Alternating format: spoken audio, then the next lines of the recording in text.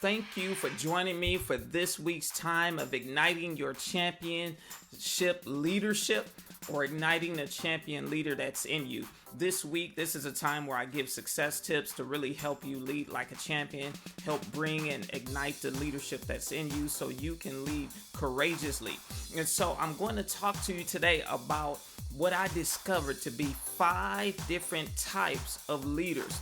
And so I know that there are a lot of leadership styles, which are buzzwords like servant leader and coaching leader and all of these other things, transformational leader, that sound really good. But I want to tell you, I have found one, that those are more strategies than actual types of leaderships. Because when you are, or types of leaders, because when you are leading, there will be times where you have to take the servant leader approach or the transformational leader approach or the inspirational leader approach, but you never stay in those places. And so I have found, just from what I've learned from experience and from watching people, that there are really 5 leadership types that I've identified. And here I'm going to share them with you right now so that you can see where you fall in your leadership. Now, I want to tell you this. Remember, people will follow the leader that you are, not the leader that you hope to be or the leader that you used to be, the leader that you are. And so you have to be okay with where you are today as a leader, even though you are growing to be the leader that you are always meant to be. So while you're in the process of becoming, you still have to be okay with where you are, because that's the leader that people are following. And when you become something different or better, they will follow that leader, or some would choose not to, but that's a different thing. So here are the 5 types that I'm going to share with you real quick. Number 1 is what I call the wrecking ball leadership. That is when you come in and you're just breaking down stuff, destroying stuff, knocking stuff down, tearing stuff down, because you see that things need to be fixed. A lot of times in construction, they do the wrecking ball because they knock down an old building that's unrepairable so they can build something new. I find a lot of people who deal with organizational change or transformation, especially in the school setting, they have that wrecking ball leadership. I have to turn around this school, so I'm going to come in, I'm boom, boom, boom, boom, boom. But the problem with that is definitely understand the intensity and the urgency, because I've engaged in school transformation. But here's the problem. When you are transforming a school or a business, you need to break down and deal with the system, but you have to build up the people. And even though people may be part of the problem, but you can help them grow out of their issue, or help them grow out of your organization by giving them the love shove. But you never want to break people down. And so the problem with wrecking ball leadership is they're so intense on getting things done and so focused on the change that needs to happen. They lack the ability, or forget about the need to deal with people a certain way. So you don't want to be the wrecking ball leader. Now, the next type of leader I call is the BFF, or the best friend forever leader, also called soft serve leadership. This is the leader that's so focused on being everyone's friend because of an establishing relationship that they're actually not leading. People don't really see them as a leader. They just see them as a good person or a friend or someone who understands them, which are not bad things. Is, oh, you're supposed to be a good person. You're supposed to be someone that people understand. But if you're so soft or so focused on being their friend that you can't hold them accountable for their actions, or accountable to produce a certain thing, then something is wrong. Because if they're not producing to a standard and you can't call them on it and help them through it and help them grow out of it, then there's a problem, because you're going to accept subpar performance in the name of relationship, which is not good for the people you're serving. So you don't want to fall into the BFF.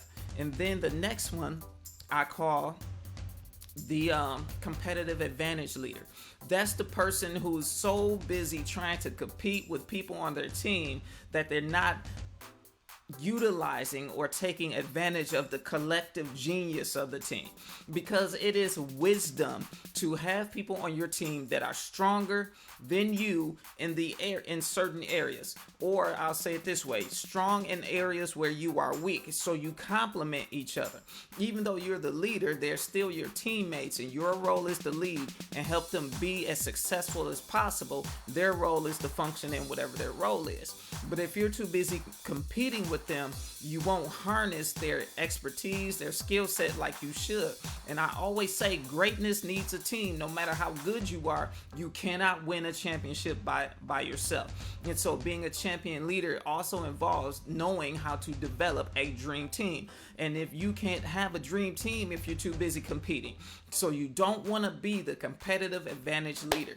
And the next one is the guru leader, the person who feels like they have to be the encyclopedia of all knowledge, that every answer, every solution has to come from them, or they have to have had some type of involvement in something good happening. If somebody's performing, is because they're on your team or because you trained them. You don't do it. Because that is one of the biggest pitfalls of leadership that I have seen, is when you try to be the encyclopedia of all knowledge, the doorway to every solution, the keeper of problem solving. That is not your place. Your place is to influence, inspire, ignite, support, coach, mentor, but let people do their thing. So trying to be the guru will actually hinder your ability to lead, because that dream team that I talked about, those highly skilled people who will be on your team, they'll leave very quick, and you'll be stuck with folks who you have to constantly try to develop over and over again because you're the guru. Or you'll be stuck with the people who can't think for themselves or don't want to think for themselves because you're the guru. You're figuring it out. So don't let yourself fall there.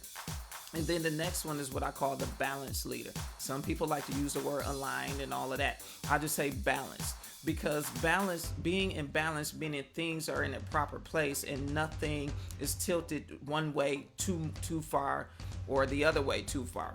Because I found that in leadership, people go from one extreme to the next. They don't want to be a dictator, so they become a BFF leader. They don't want to be too soft, so they become a dictator. So you have to be balanced. You have to balance urgency with completing the task, and urgency with transformation, urgency with the impact, along with caring for people because it's the right thing to do, helping them emotionally go through, understand what you're doing, helping them grow in their skill set, make sure they're properly placed, and make sure you can hold them accountable for producing, because you're together to accomplish a goal.